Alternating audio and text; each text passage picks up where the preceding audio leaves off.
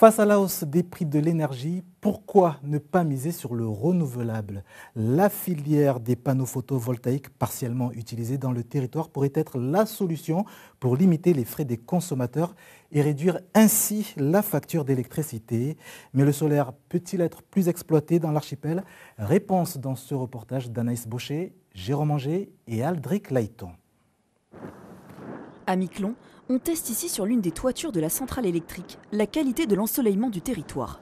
Depuis 2 ans, des données y sont collectées pour mesurer le potentiel de cette énergie avec déjà de premiers résultats. Ce que l'on constate ici à Miquelon est tout à fait comparable à un générateur équivalent dans la région nantaise. Donc ça, c'est la première conclusion, donc une certaine logique, et ce malgré nos conditions météorologiques. La deuxième conclusion qu'on a, c'est que le gisement solaire n'est pas constant et n'a pas la qualité qu'on trouve dans certains territoires. C'est-à-dire qu'ici, on est impacté par de nombreux passages nuageux et par le brouillard. Et ça donne une onde, ce qu'on appelle une onde, c'est-à-dire une qualité de l'énergie sur la journée qui est plutôt variable et qui est plutôt source d'instabilité. Des panneaux solaires, il en existe déjà dans l'archipel sur des sites isolés comme à Langlade.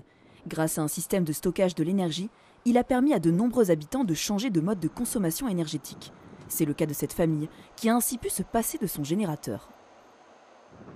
Les 3 panneaux que vous voyez là sont 3 panneaux de 140 watts que j'ai achetés maintenant, ça fait une dizaine d'années à Saint-Pierre et qui servent pour recharger les batteries qui alimentent la maison en courant.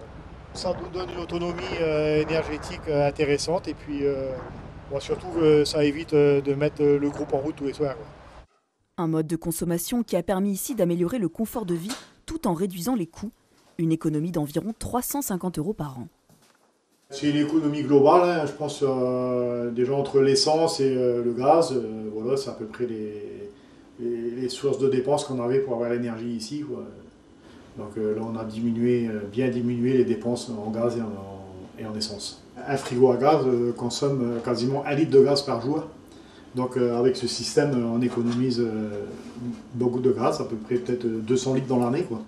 Face à ces résultats encourageants, une autre expérimentation va être menée dans l'archipel. Son objectif, analyser les bénéfices potentiels du photovoltaïque sur le long terme. Elle est financée par l'Union européenne dans le cadre du programme Green Overseas.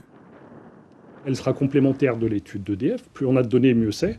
Elle va aider les particuliers à voir combien ils peuvent espérer produire sur leur propre toiture, en fonction de ce que je disais tout à l'heure, leur orientation et leur pente de toit, et aider le gestionnaire de réseau, donc en l'occurrence EDF, sur le pilotage du réseau, mais sur comment on va pouvoir injecter dans le réseau l'énergie produite par des particuliers, ce qui n'est pas le cas aujourd'hui. Pourquoi ça les intéresserait, les gens? Pour un gain financier déjà. Parce que quand on produit, en général, on autoconsomme d'abord ce dont on a besoin et on revend que le surplus à EDF. Donc ça permettra, avec l'explosion du coût de l'énergie qu'on a vu ces 2 dernières années, ça permettra de réduire les factures d'énergie.